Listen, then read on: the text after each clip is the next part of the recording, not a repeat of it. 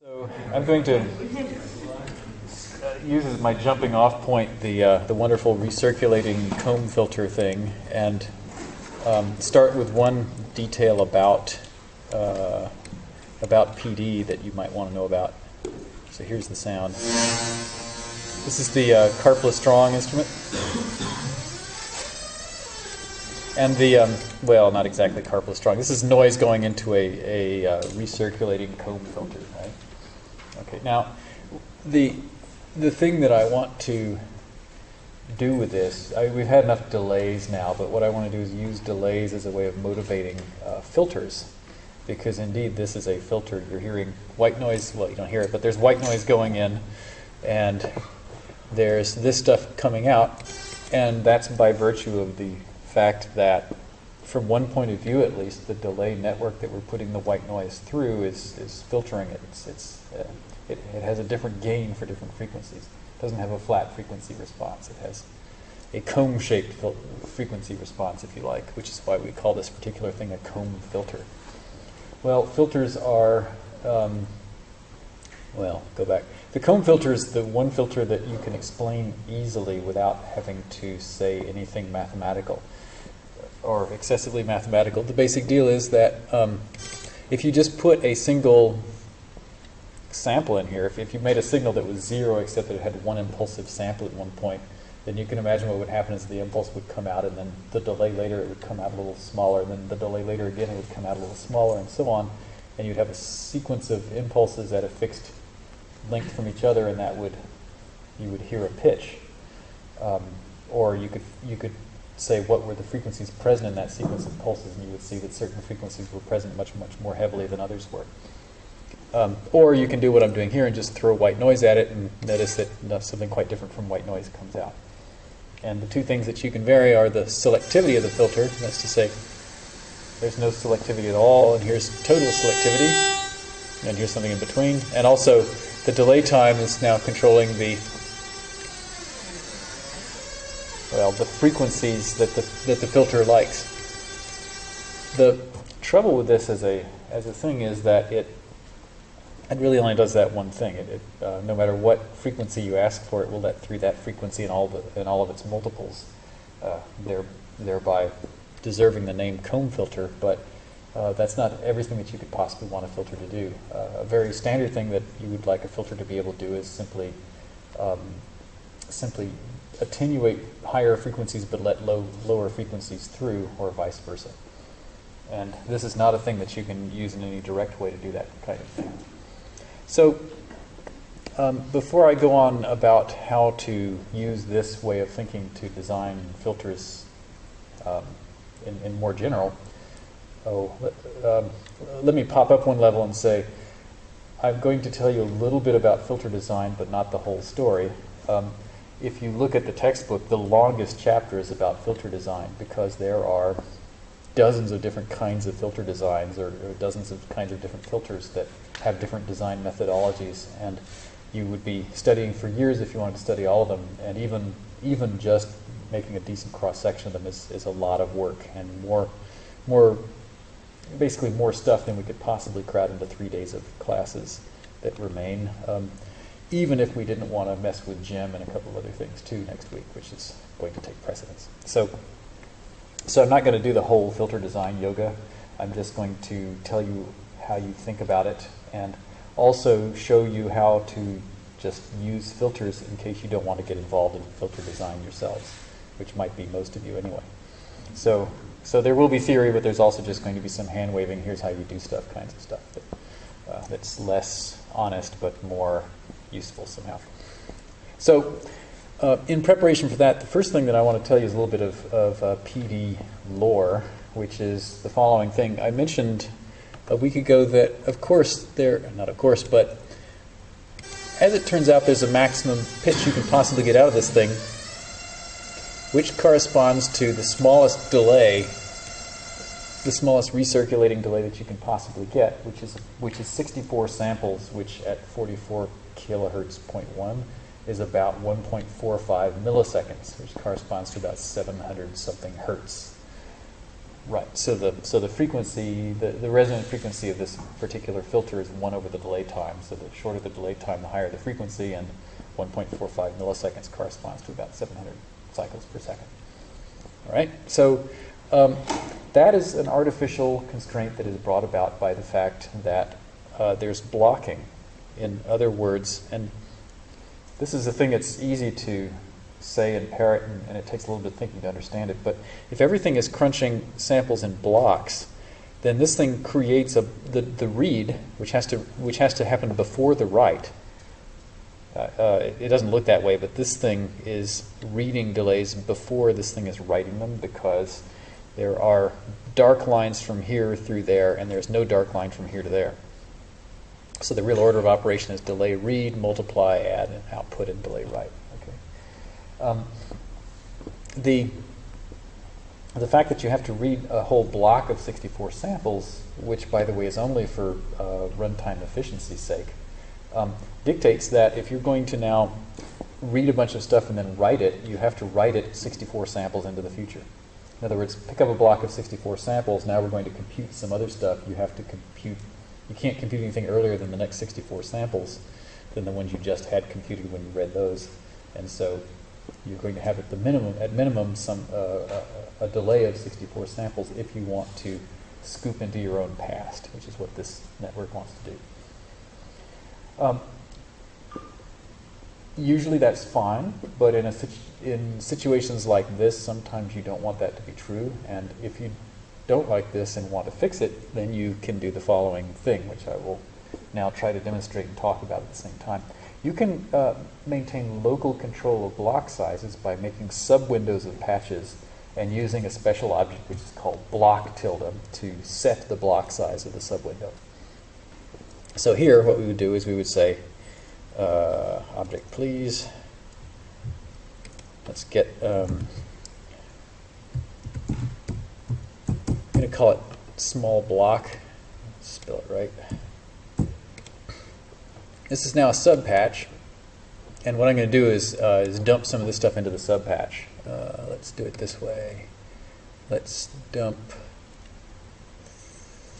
just grab all this stuff.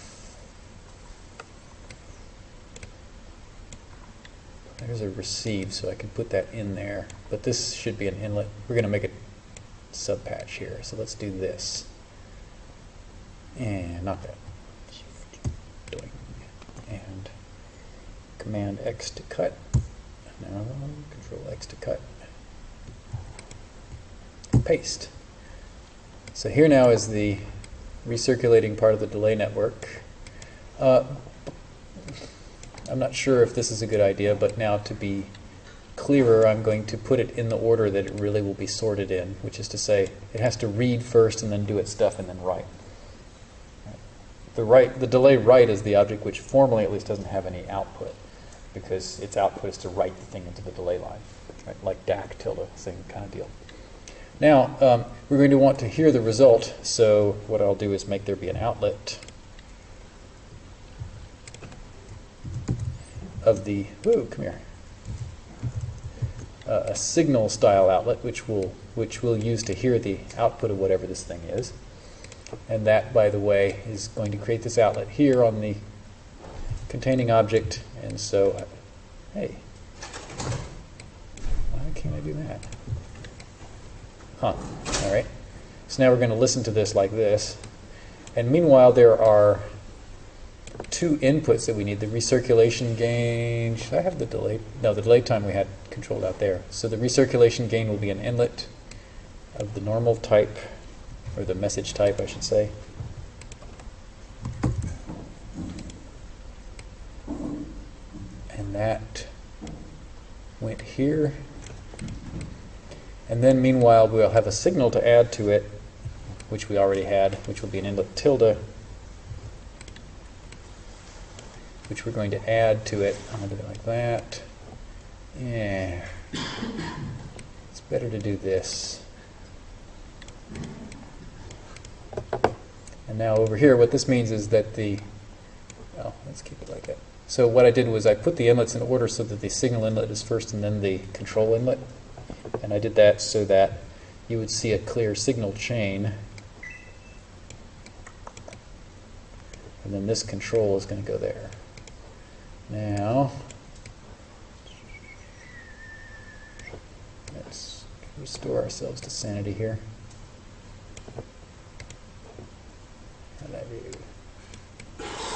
Good. All right, now let's check if we actually have the same thing as we had before, maybe. Okay, so we still have the same problem. You can't get anywhere above whatever pitch that is. And now, I'll go in here. This is the sub patch again, and say, and this is why I put this all in a sub patch, is I'll say block. And in fact, I'm going to be extreme today and say, let's have a block size of 1. All right, now what that, okay. If you care, which you might not yet, but will someday, a typical, this is a rule of thumb, a typical amount of overhead for getting into and out of tilde objects in PD or in other kinds of block things is about 20 samples worth of crunch. That depends on the object, so that's not a hard and fast rule. But a 64 sample block size means that you're paying for about 80 samples worth of computation per 64, and a 1 sample block size means you're paying for maybe 20-ish samples instead of 1.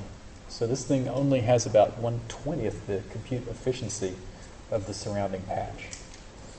This would be a good reason not to do this just for no reason at all. But of course, if you want to do something like what I'm doing here, read something out of a delay line and then do something to it and write it back in, that might be something that you want to do at a lower block size so that you can have a smaller delay in the loop. Right? And now we can check whether that actually happened. So blocks basically dictating how much power is going to that, or like how much computing time? Sort of. Okay, so what it really is doing is it's saying every time PD wants you to compute 64 samples, or every time your parent window wants you to compute 64 samples to be totally accurate, instead of computing all 64 samples in one block, you will compute 64 blocks of 1 sample each. So what happens normally inside PD is when you ask it to do something like this, then this, then this, it does 64 samples of this, followed by 64 samples of this, followed by 64 samples of that. And you can see this using the print tilde object. Print tilde will print out however many samples it does in 1 block's worth of computation. That's where the 64 samples come from that print tilde prints out for you. If you say block tilde 1, instead of doing 64 samples of this and 64 of that and 64 of that and so on, it will do 1, 1, 1, 1 and then go around the loop 64 times, which is a lot more work, about 20 times as much work, but is nonetheless what you would have to do if you wanted to make a very short recirculating delay line. The shortest possible recirculating delay line you can have in digital land is 1 sample. Right? In other words, there's no possible way when you're reading this thing that you can read the current sample because it hasn't been written yet. But you can read, theoretically, the very previous sample that got written here if the block size is as small as 1. Now, having done that, let's see, I'm going to close this. Now that I've done that, then we get the ability to have hugely high pitches.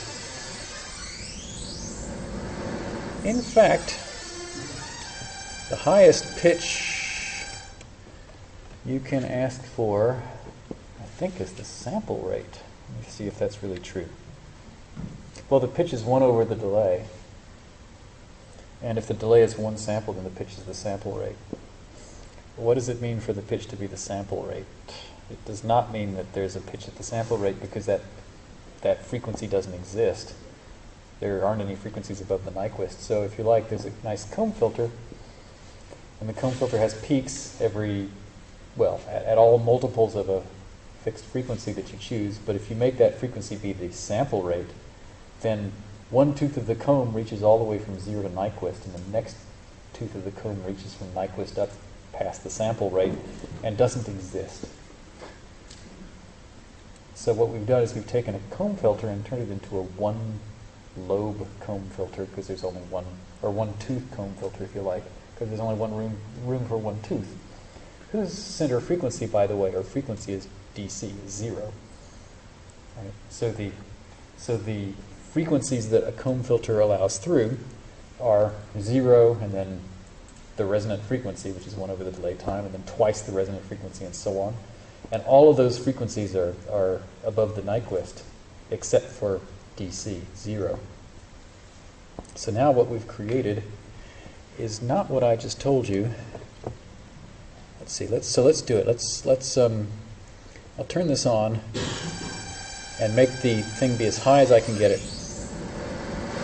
Oh wait, actually, before I do that, let me make this thing fatter so we can look at it.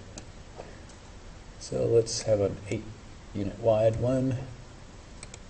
And now I'll say, just go on up to the sample rate. Actually, if it's higher than the sample rate, I know the thing can't be a delay of less than 1 sample, so it's going to be a 1 sample delay now. So the resonant frequency will be the sample rate, which doesn't exist, or isn't the proper frequency. Okay, so now we have noise, but here's the original noise, and here's the comb filtered noise.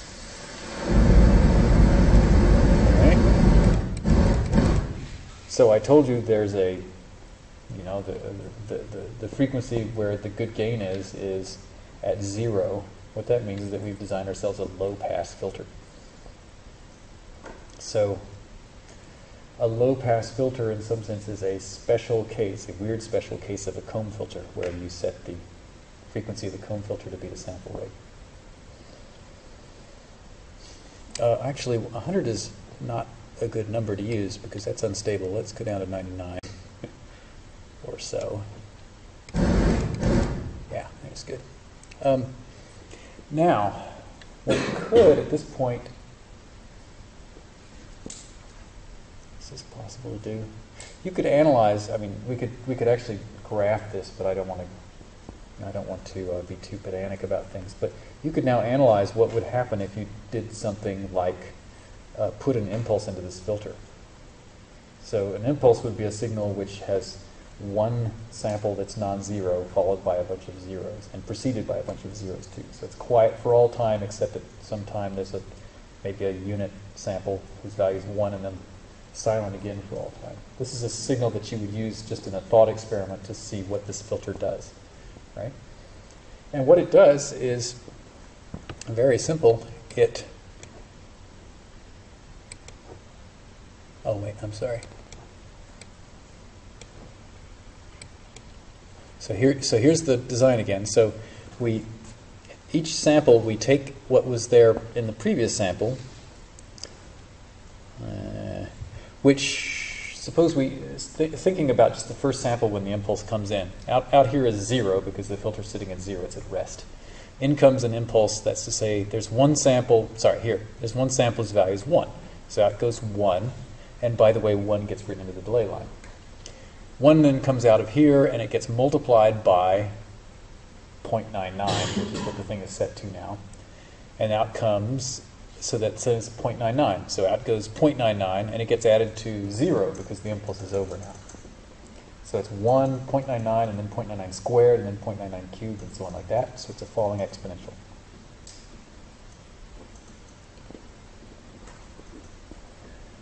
All right. Now that raises an interesting question, which is, well, okay, so first off, I haven't told you this, but an impulse it's not the same thing as white noise, but an impulse, if you think about it in terms of frequency content, has all frequencies present.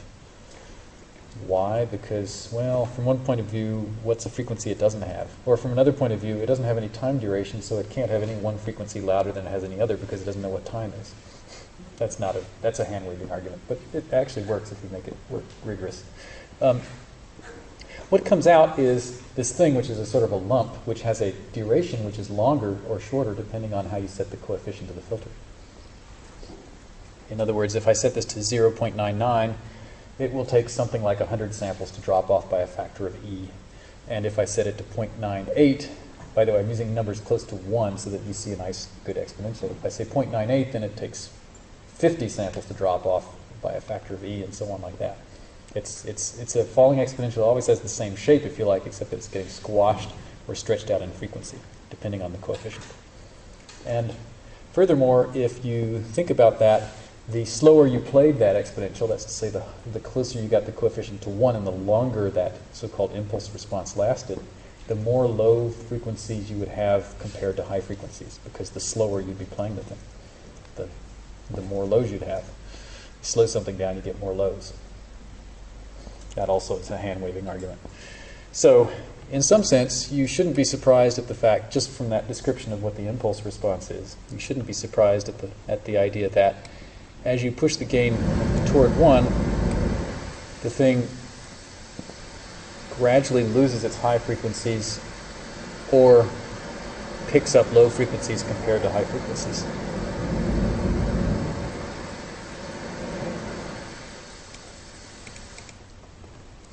All right. You could ask for a better one, and or you could also ask for other stuff, but to talk about that, I have to talk about how we talk about filters a little bit. So the trajectory so far has been, I started with this recirculating comb filter, and I showed you the block tilt object that allows you to have one that's just one sample, and then I showed you that, hey presto, what we really have is a low pass filter.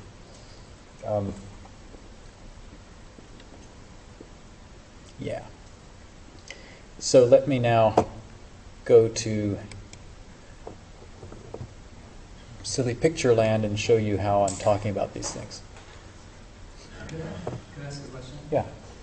So, one thing that's maybe a little confusing for me is, in my experience using filters, they've always seemed to be things that add or subtract to the signal, like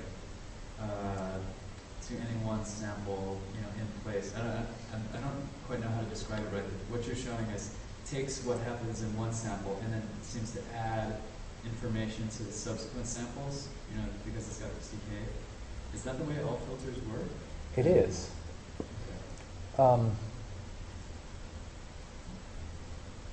it's actually, when you filter something, when you low pass filter something, you're making it last longer. Yep. In some sense. In other words, if you had a very, very short sound or utterance and put it through a filter almost of any sort, you'll end up with something longer than you started with. An extreme example is if you've messed around with an analog synth, try putting something impulsive into a bandpass filter and set the Q way up. I'll tell you guys what all this stuff is later. And then you can hear it ring. So you can put in just a impulse and out it comes ping like that, and you can make it last longer depending on how high you set the Q. The thing resonates, rings. And filters in general are things that ring or sit there, whatever you call it. Usually, for most reasonable settings of the filter, what it does, the impulse response of the filter is short enough in time that doesn't become a factor. But you can set yourself up in situations where it indeed is a factor, and I can show you an example of that maybe later on with luck. Okay, so here's just how one talks about filters, and this is just terminology, right? I haven't shown you actually how to make any of this stuff except for that low-pass filter, but I haven't even really analyzed that in depth yet. But these are just sort of qualitative terms that sometimes have units on them. Here's what a low-pass filter is, as you describe it if you were an audio engineer. And usually what you say is, there's a particular... Okay, so go to the store and buy a filter. They say, what cutoff filter what cutoff frequency do you want?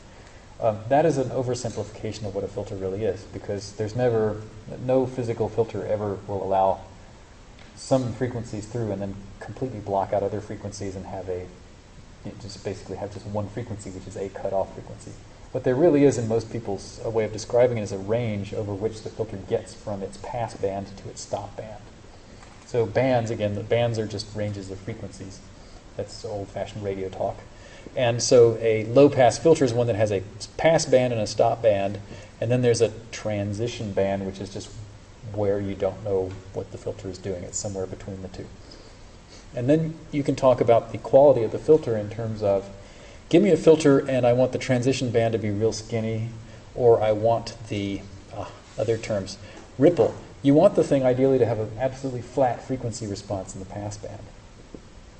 But it doesn't ever really in practice. It always goes up and down. And anything that goes up and down, if you're an economist or an engineer and you're looking at a function and it has maximum and minima, you call it ripple. Or sometimes you call it cycles, even if it's not.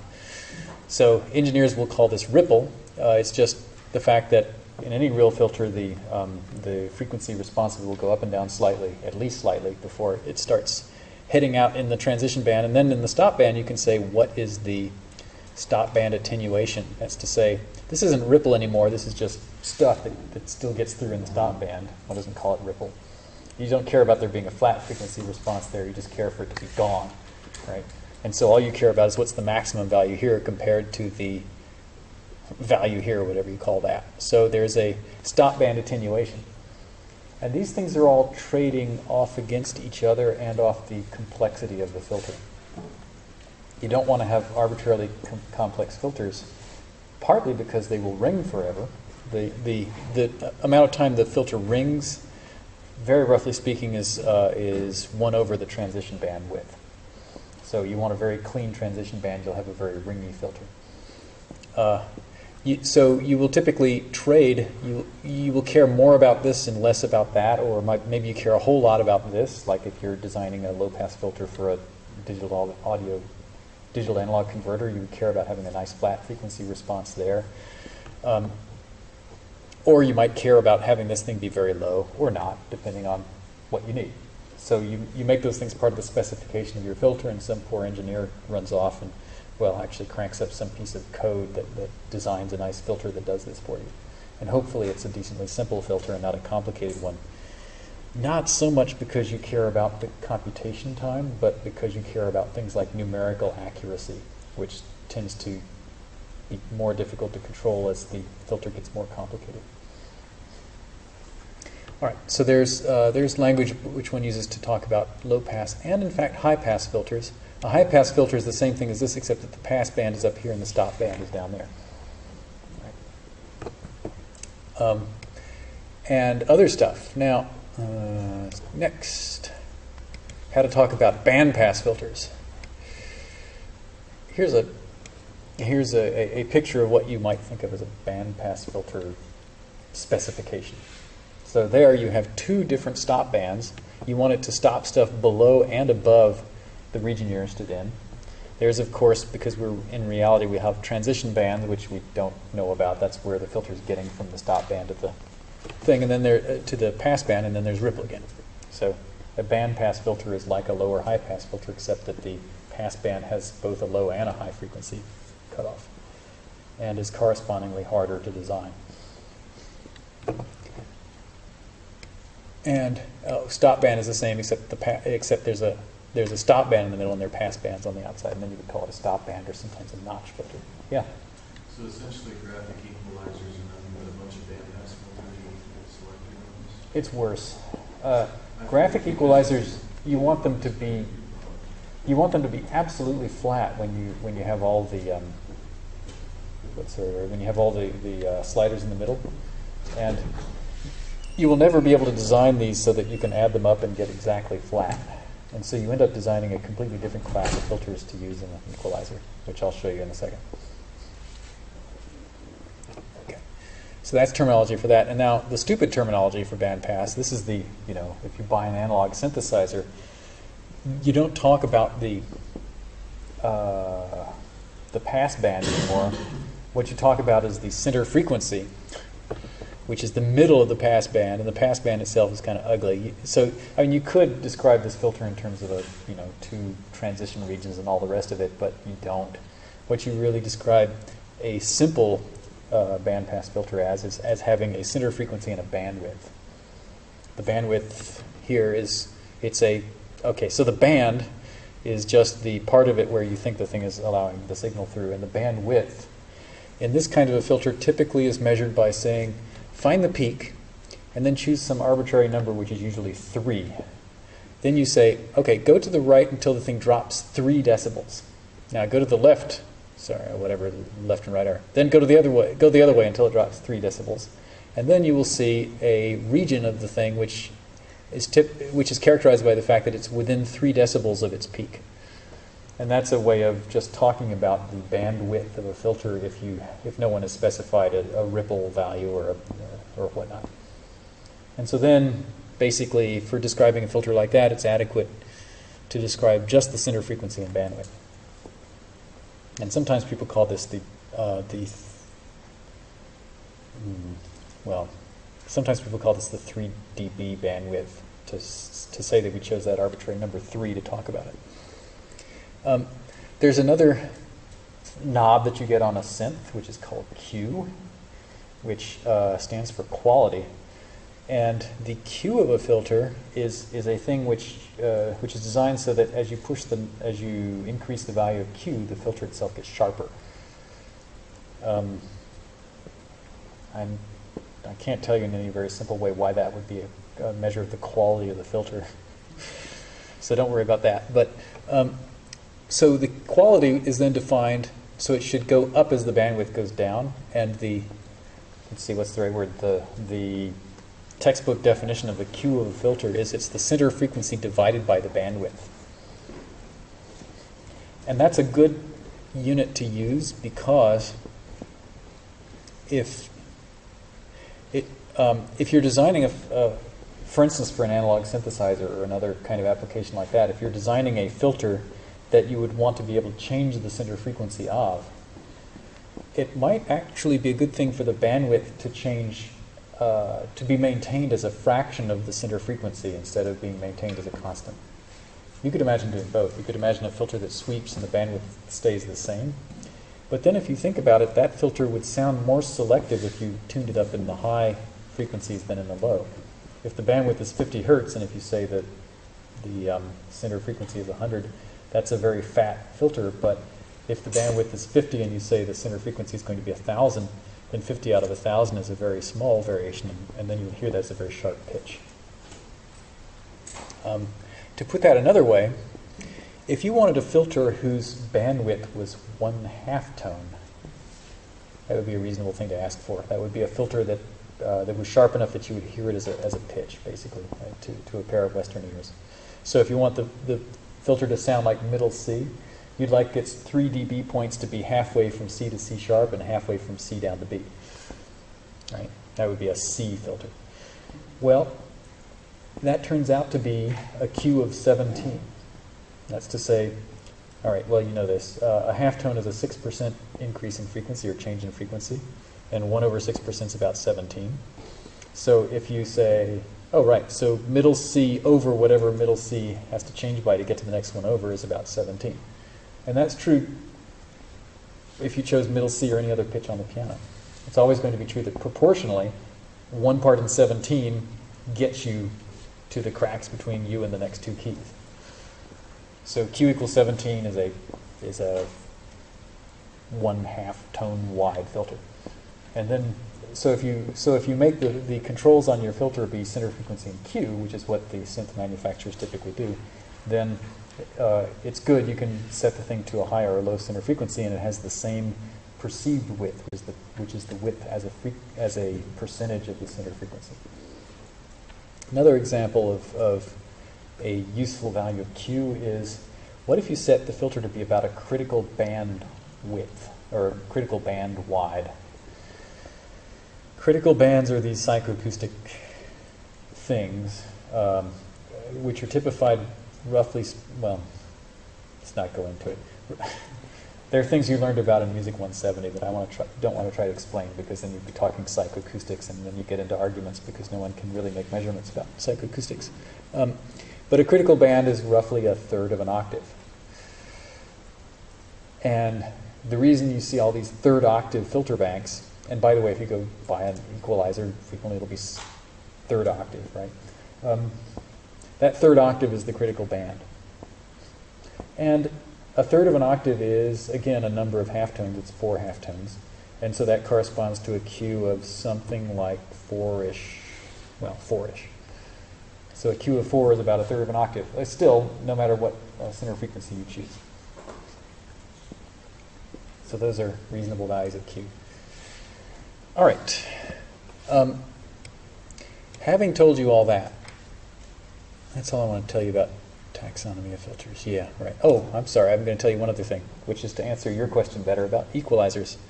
There are other filters running around besides low pass and band pass, which are frequencies where you specify not that it be 1 in the good part and 0 in the bad part, but that it simply have a higher gain in one frequency range than another. The simplest of these is called a shelving filter. And for a shelving filter, you say, well, what's going to be the frequency at which it transits, or transits?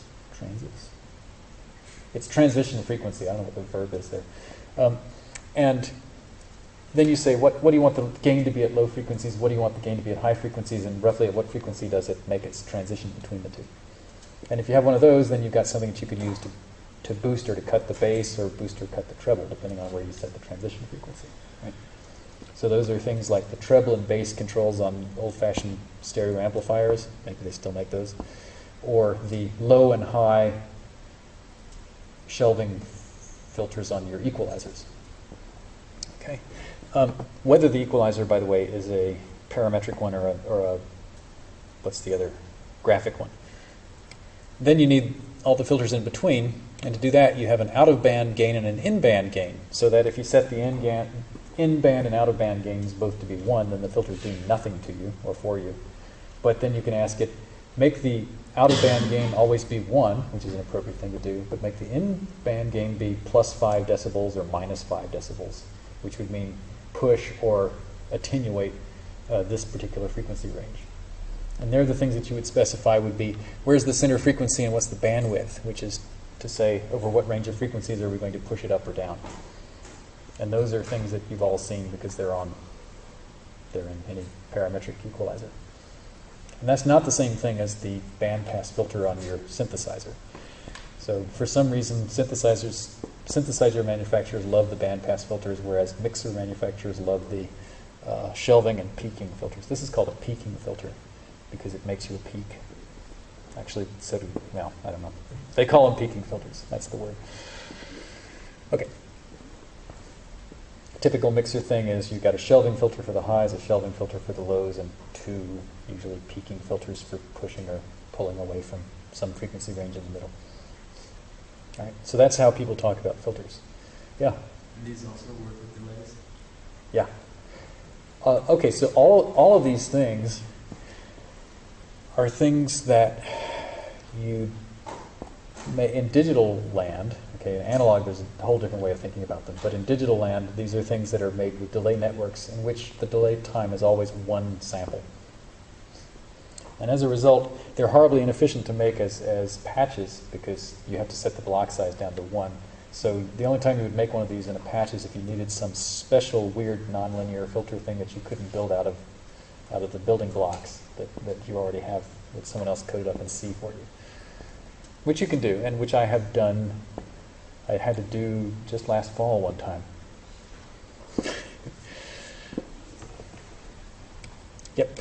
But usually you can get by with the filters that pre-exist. And usually, of course, the reason people code these filters up is because it's so horribly inefficient to make patches that make these filters, because of the block size thing. Now, the next reason people don't do these things themselves is because the math gets genuinely complicated to make these things. The basic deal about making low pass and high pass and band pass and peaking and shelving filters is not so bad, and chapter 8 goes a certain distance into that. But then when you start getting into like make it just so kinds of things, then it's pages and pages of math or huge software packages to do the design. So I want to give you some idea of the theoretical framework in which that is done, but not really go down that even as far as chapter 8 does for lack of adequate time. So here's so what I'm going to do is I'm going to haul out some existing filters from PD to show you what they do, and then I will try to go back and explain what's happening on the inside. So what we'll do is we'll retrace our steps backwards, because what I did to start today off was I started with a comb filter and showed you how to make the simplest possible low-pass filter out of it. Now what I want to do is just grab some filters and start seeing what they do, and then try to justify how you would build them by how they act. And then I'll show you some actual math in the complex plane, and then you will all fall asleep, and then I'll see you again next Tuesday. Okay, so let's see if we can do this. So filters. All right, so I'm going to save this and just move on to the next one. Oh, wait a second. Did I get another? No, it's all right. Okay, so now we're going to say patch number 4.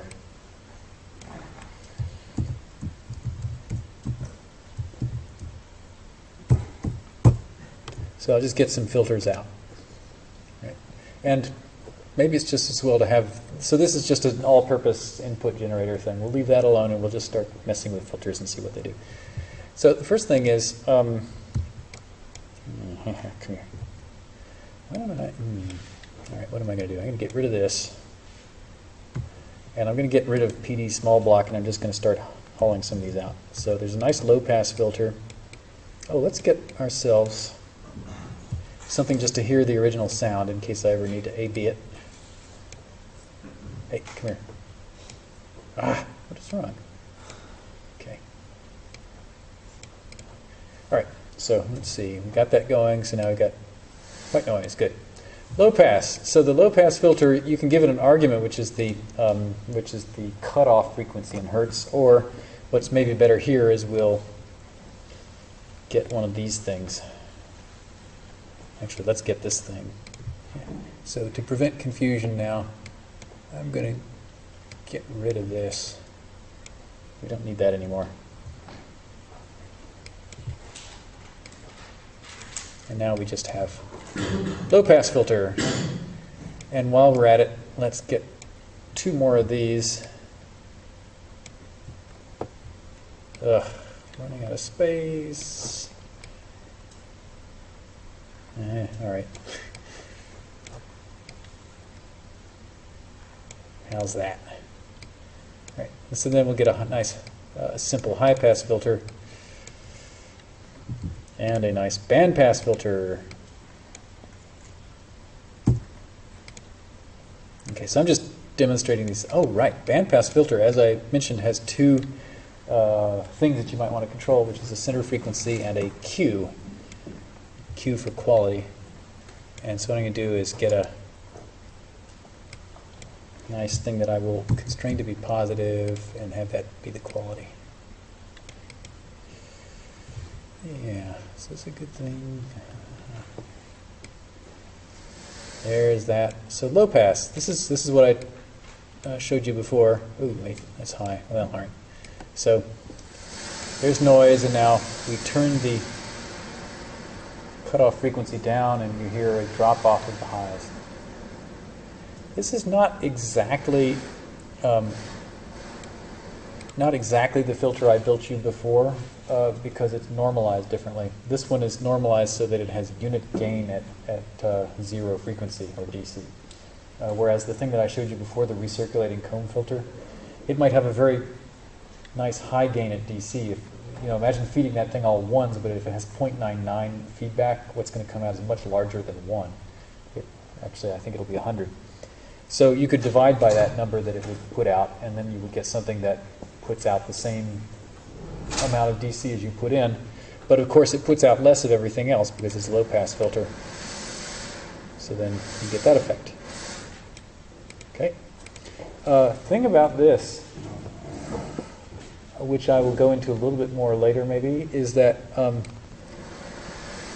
this is a control, that's to say a message input, and so I wouldn't be able to take a nice line tilde kind of envelope generator and throw it in there and get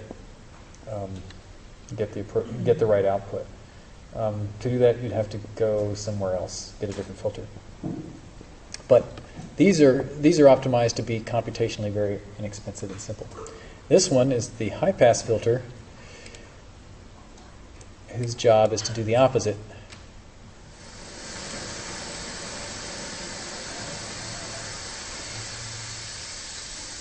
So the higher you push this, the less low-frequency stuff you have.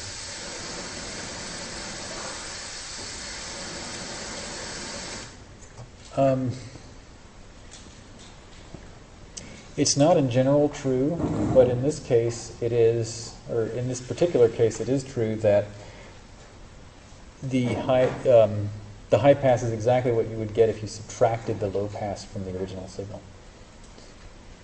Actually, there's a numerical accuracy issue that I'm covering up. You wouldn't actually implement it that way for numerical reasons, but in fact, conceptually, this is just 1 minus this, or input minus that. Right. That is no longer true when you get to any more interesting filter than just this very simplest one.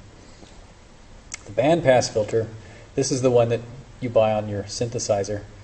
You decide a value of Q, so the number 17 came up, so I'll say the Q is 17, please, and these bandpass is, say, 69, the center frequency is 69, and then we hear A. I hope that's A. Anyway, if I push this up or down, you just get pitches out, right? So a Q of 17 is a half step wide. A nice sharp filter might be, I don't know, a Q of 100. That's asking, right now the, let's see, go back to 69, which is A. So if the center frequency is 440 and the Q is 100, that's to say that the bandwidth is 4.4 hertz. The bandwidth being 4.4 hertz, you can also think of as the fact that there's a, as you can hear that there's the thing is changing. It's not a sinusoid. It's what's the right word? It's tumbling or something like that. It's fluctuating. The speed of fluctuation of its amplitude is roughly 4.4 hertz. That's to say, is roughly the bandwidth of the filter. So if you don't want the thing to sound like it's fluctuating, you would send this Q up to something much higher. But of course, the less stuff you let through, the less power you're going to hear if you put a sinusoid, if you put white noise or something like that in. So now, why don't we just take this and multiply it by 791 so that we'll pick back up the gain that we lost. Okay, watch yourself when you're doing this, but let's turn this down first. And I'll just show you how to normalize this nicely for white noise. Actually, there's several ways you could think of to do this. What I'm going to do is I'm going to take this number and add 1 to it, and then multiply that by the original sound, or sorry, by the filtered sound.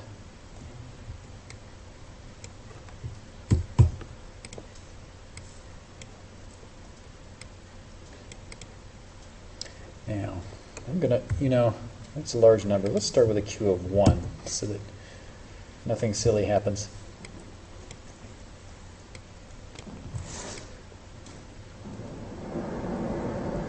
And now we've got, oh right, Q of 1 means that's basically an octave wide, right? So, in other words, if the center frequency is 440, so is the bandwidth, and so it reaches from 220 to maybe 660. Oh, right, I told you a quarter octave. Here's about a critical band's worth of noise. Now we're kind of in Frank Zappa, Nanook of the Northland. Here's the half-tone filter. And here's the very sharp filter. Or the super sharp filter. And now we're making pitches out of noise. While we're here, notice that this sucker rings. In fact, I haven't told you how to make an impulse, have I? What's a good way to make an impulse that uses, yeah? You just do it at the table, right? Oh, that's probably better than what I was going to do. Yeah, let's do it. Okay, let's make ourselves a nice impulse. Should I do this? Yeah, all right. I shouldn't. Let's cancel. Shouldn't build up to it and not do it, should I? Okay, so what we're going to do now is we're going to make a nice tape. Hey, what did I just do? All right, so we're going to make ourselves a nice table. I'm going to save some time and just say table, give it a name and a size. I don't know. And then I'm going to say in a message, semicolon, foo, starting at location 0, we're going to be 1 and then all zeros. Think this will work the first time? Yeah, look at that. All right, there's an impulse. It doesn't look like an impulse because it's drawn using segments instead of lines, but the first number is 1 and the rest of the numbers are 0. And then we can say, how about tab play? This is the simplest, stupidest possible way to play a table back. This one you just bang it and out comes the table. And then we have an impulse generator. Cool. And now I'll stick this in my little adder so that we can see what it does to these various filters. There it is. So now the frequency of the filter, the center frequency of the filter is just the frequency that we hear. And furthermore, this Q, or quality of the filter, oh, that was 1,000. Sorry, you can't see that. I'll make it 100 now. Or I'll make it 17, which is the halftone filter. This controls directly the length of ringing of the filter. In fact, whoops, hey. In fact, you can quantify that. The Q, in another way of thinking, the Q describes the number of times the filter rings before it drops down to a factor of E in amplitude. Why E? Just because life's that way. Right. So that means, by the way, that the higher frequency the filter I give it, the shorter the ringing will be, because it rings a certain number of cycles. It'll ring now 1,000 cycles as opposed to 1,000 milliseconds or something. So higher ones, 1,000 cycles up there doesn't last as long as 1,000 cycles down here, say.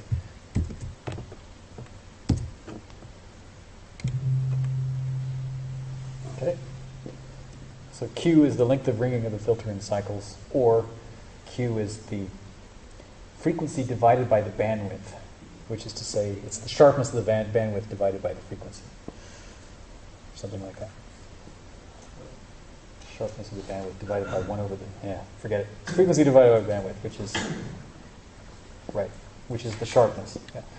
Okay. So Q is also like the width of the peak, in that sense? Or how sharp the peak is? Yeah, so the higher Q is, the narrower the peak is. Right, Yeah, Q is the narrowness of the peak. But it's the narrowness of the peak compared to the center frequency, so that if you push the center frequency out, the peak will get fatter too, for a fixed Q. Right. And now that I've told you this, you know almost exactly how to build this bandpass filter. Because all you would have to do is arrange to make some kind of delay network that rings sinusoidally when you hit it with an impulse, and then you would have a bandpass filter, because you would have what I have here. And it's a bandpass filter, because you saw it. That's not very good mathematics, but let's do it anyway. Oh, another way of thinking about filters. Filters are resonant bodies, right? They're masses on springs. So, or if you like, they're bodies of air inside resonating bodies, which have resonant frequencies like Helmholtz resonators do, or whatever you might wish to make resonate. You can think of them as masses in springs. So to make a mass on a spring, you would make something that when you hit it acts like a sinusoid that's damped. And now I can tell you why they call it quality. If you think of it as a mass on a spring, as I told you, the lower Q is, the faster the thing is damped, or the higher the Q is, the longer it vibrates. The quality is, in fact, the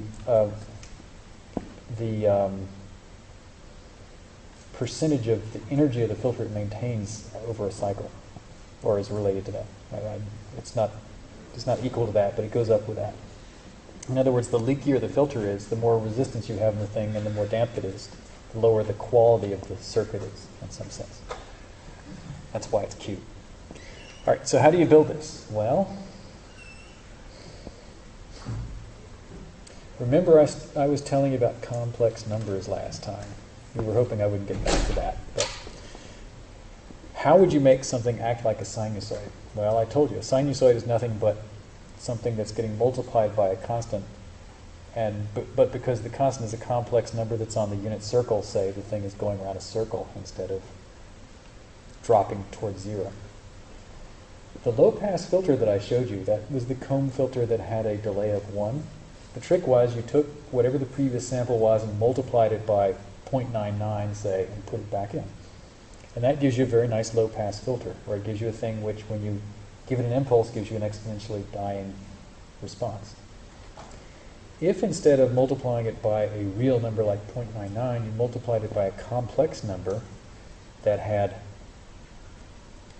a modulus or amplitude or absolute value slightly less than 1, but also had an angle to it so that it wasn't real, then every time you multiplied it in, it would spiral. It would continue to spiral around the origin, and in fact would spiral into it, assuming you made the gain, that's to say the absolute value of the complex number less than 1, which you really ought to do, otherwise it'll be unstable.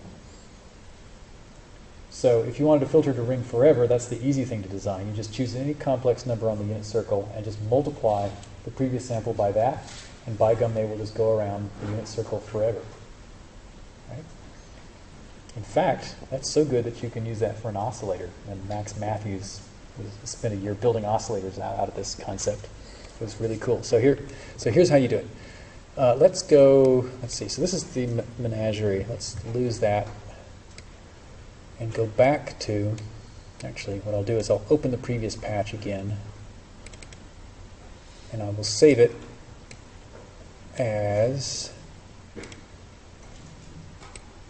number 5, delay recirculate complex. There will be, oh, I didn't save the one that had the sub, what? Didn't I have one with a sub window? Did I throw it out and not save it? Uh-oh.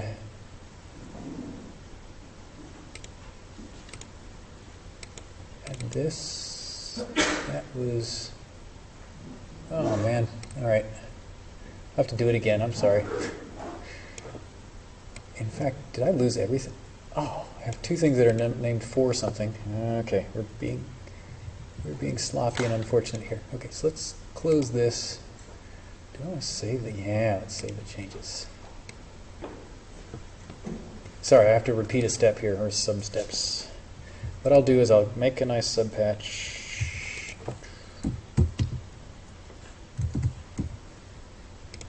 Then I will put the delay recirculating hoo-ha into the subpatch like this.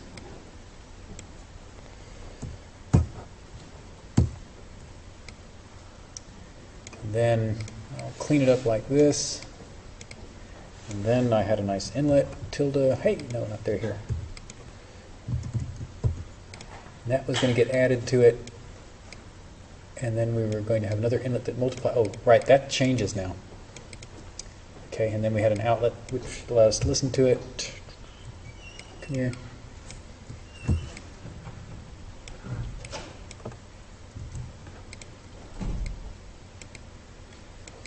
Alright, and here, that can go away, we don't need it. But here we're going to put this stuff in here, and then we're going to listen to the output like this. Oh, right. I want to take that out of the thing itself. Alright, and this we might still need later. Not that, though. Alright, there it is. There, roughly speaking, is what we had before. I didn't quite do it right. Now, what we're going to do is we're going to take this thing, and instead of multiplying it by a real number, we'll multiply this by a complex number. Alright, this is Algebra 2 or maybe pre-calculus. So complex numbers have a real part and an imaginary part. So let's say delay real.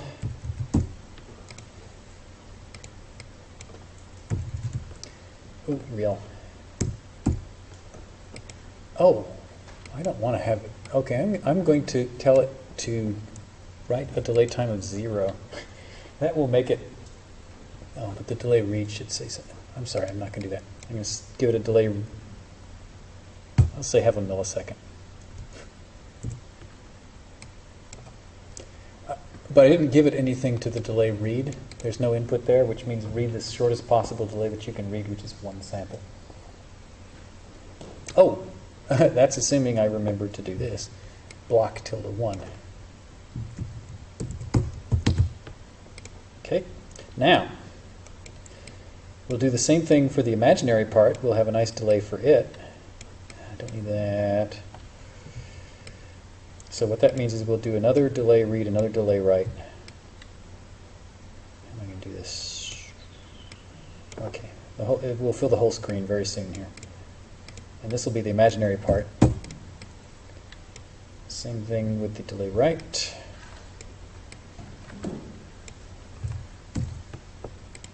And I'll say you have a millisecond too, but we'll only use one sample's worth. Okay, so it will still be true that we'll eventually take the inlet and add it to this. But the multiplication step is going to be interesting. So to multiply complex numbers. All right, so okay, so first off, we need an inlet to have the complex number come in, and that inlet's going to have two components. Where am I going to compute what I want? I'm not sure. So let's just say inlet here and inlet there. Those could be signals or they could be control values. I'll just say control for right now. And now, to do a complex multiply, you multiply the real part by the real part,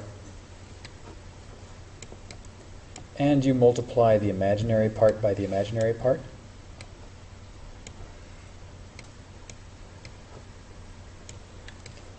And what do you do to those two numbers? Does anyone remember?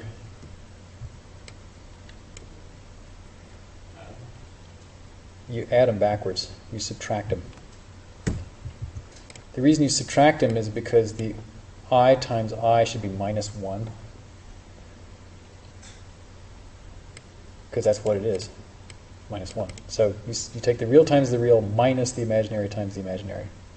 And that's the real part of the product.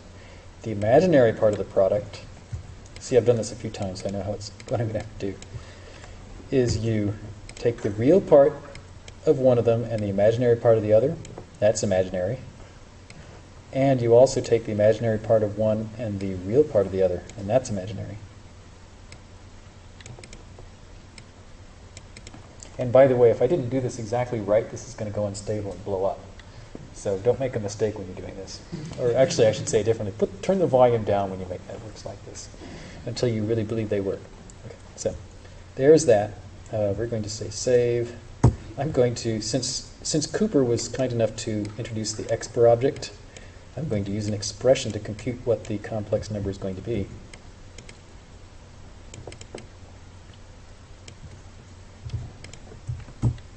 Expression. Okay, what I want to do is specify an angle and a magnitude. So I'll call the magnitude, just for talking, I'll call the magnitude r, and I'll call the angle theta. So the real part of the complex number is going to be r cosine theta.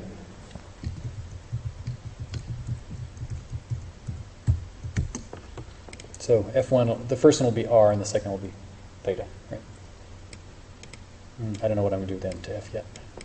And then the imaginary part of this complex number will be r sine theta.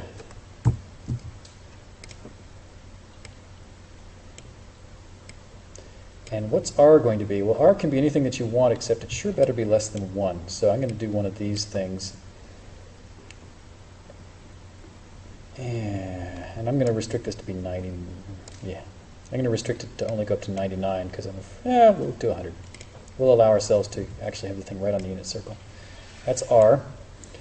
Now theta should be the frequency, but okay, so how do you figure out what theta is, the angle of a thing? Well, the simple way of thinking is the sample rate means go all the way around the circle every sample so that you stay in one place.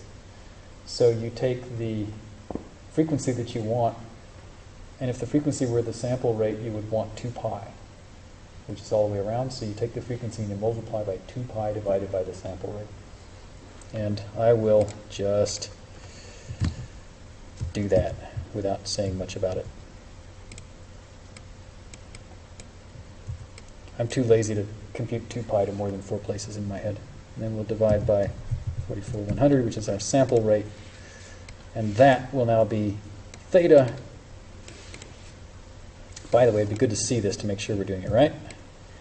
And furthermore, it would be nice if we changed this, that we recompute both the expers, so we should use a trigger to tell the expers to recompute when they get these. And furthermore, it would be really good now to look at those numbers.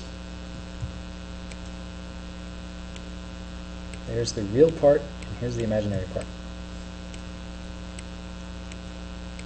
So what I've done in very simple terms is, okay, let's turn this off. Choose a gain of half to start with. So now what I've done is I've made something that does nothing. What did I do wrong? You're sending that trigger to the expression. Did I do the, oh, thank you. Hoo-hoo, boy. Dig. There are people who are not asleep yet. And is it working? It sort of looks like it's, yeah, right, okay, this is good. So now if I tell it your frequency is close to 0, it's basically real part is a half. I said that I made the magnitude a half so it wouldn't blow up for now. And I'm just seeing if we go around the unit circle decently well. So for frequency 0, we should see a real part of a half and an imaginary part of nothing. If I tell it Nyquist, it should go halfway around the circle and be minus 0.50. Oh, where's Nyquist? Nyquist is go down here and say 22050. Ta-da. And a half of Nyquist is pure imaginary. Oop. Oh, that's a small number which wasn't 0. So it said plus because it couldn't write it out in exponential notation.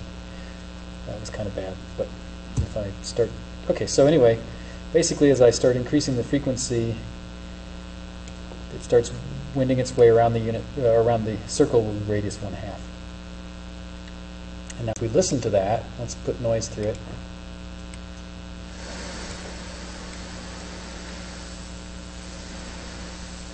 Less than convincing, huh? But of course this is a high value Q, so push it close to the unit circle now.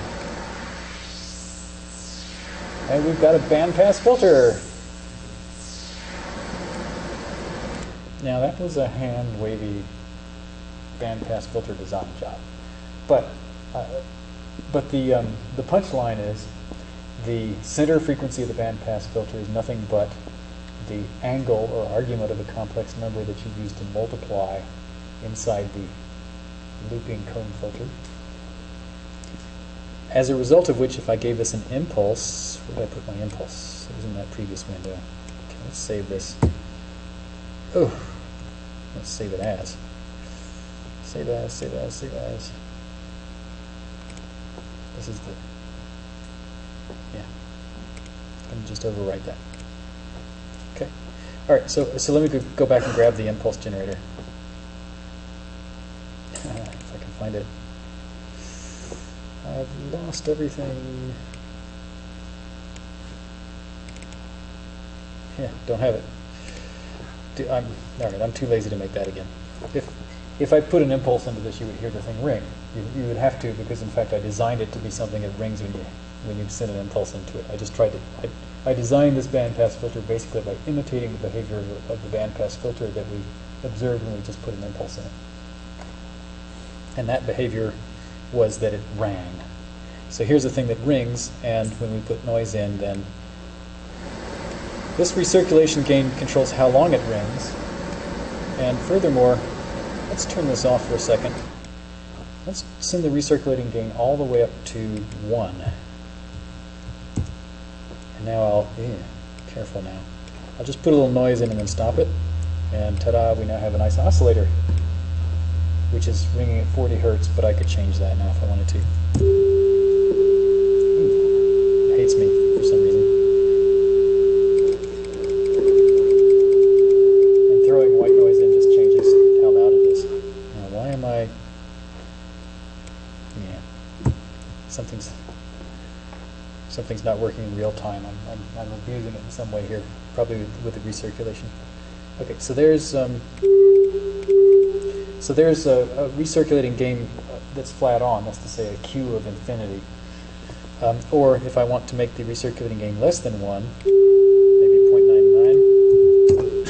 Then, oops, that's not close enough to 1 to let you hear it ring, is it? But if I made it real close to 1,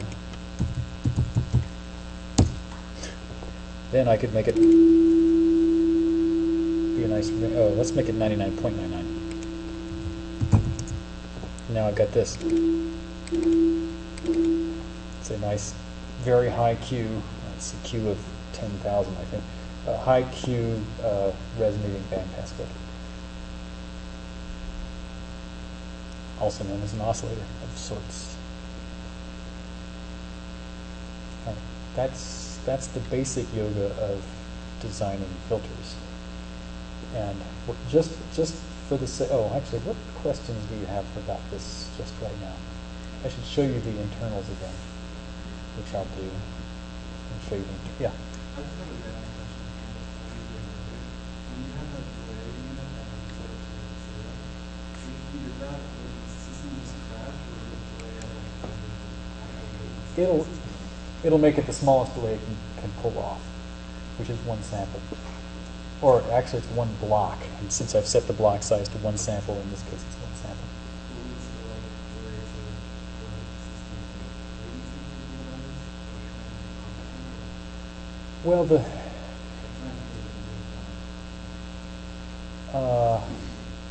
Well, it's 1 sample, so it's 22 microseconds. One other thing with it. You wouldn't be able to get the computer's audio latency down that low at all. Typical computer audio latency might be 10 milliseconds or something.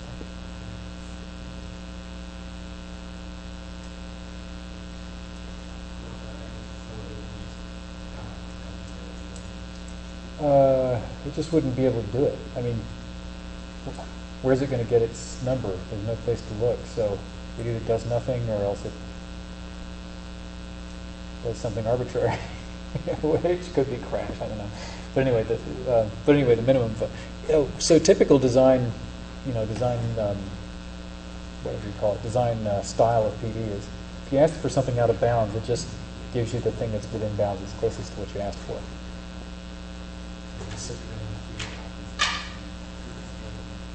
Yeah.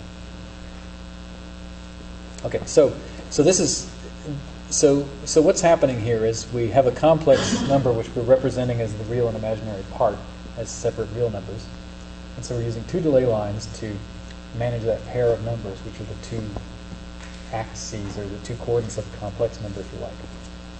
And each time through the delay, every sample, what we do is we add the inlet in, and we add it as if it were a real number, which is to say we add it only to the real part. And meanwhile, we take the previous sample and multiply it by a complex number which is coming in these 2 inlets. So this is a complex multiplication here. And that number that's coming in, we wanted to specify in polar coordinates. That's to say, specify as an absolute value and an argument or angle. Yeah. Why is the outlet only coming out of the real part? In other words, why are we only listening to the real part? Right. That's a real good question. We could listen we could listen to that or the imaginary part. The trouble with this whole, or a trouble with this whole discussion is that I've been pretending that you could listen to complex valued signals, which of course there's no way you can do, because you can't, air pressure is a real number. But you could, if you wanted to, just listen to the imaginary part of it as if it were a real number, and you would get as it turns out, you would get a slightly different filter for technical reasons. It's not hugely different. So instead of getting this, wait a minute here, I'm not putting anything in. Let's send this to, let's make some reasonable number like there. So there's the real part, and here's the imaginary part. It turns out that the real part has all the highs in it, and the imaginary part doesn't. This is, to put it another way, this is a bandpass filter, and this is a low-pass filter, but they're both resonant. So you actually have most of what the old mode VCF gave you. Yeah.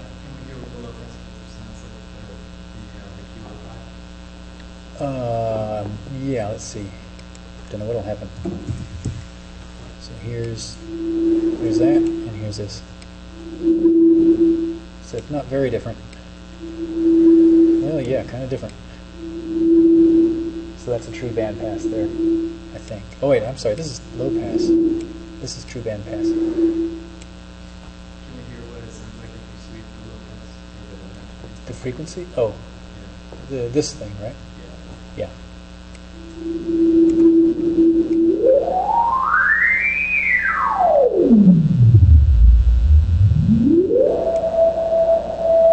As opposed to this.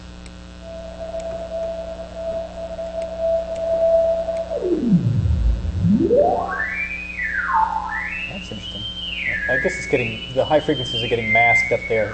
Sounds like they're losing energy, but I don't think they are really. Yeah. Can we hear both together? Yeah. I don't know what that would give you, but well, of course, maybe it's a little louder. It's just something in between, right?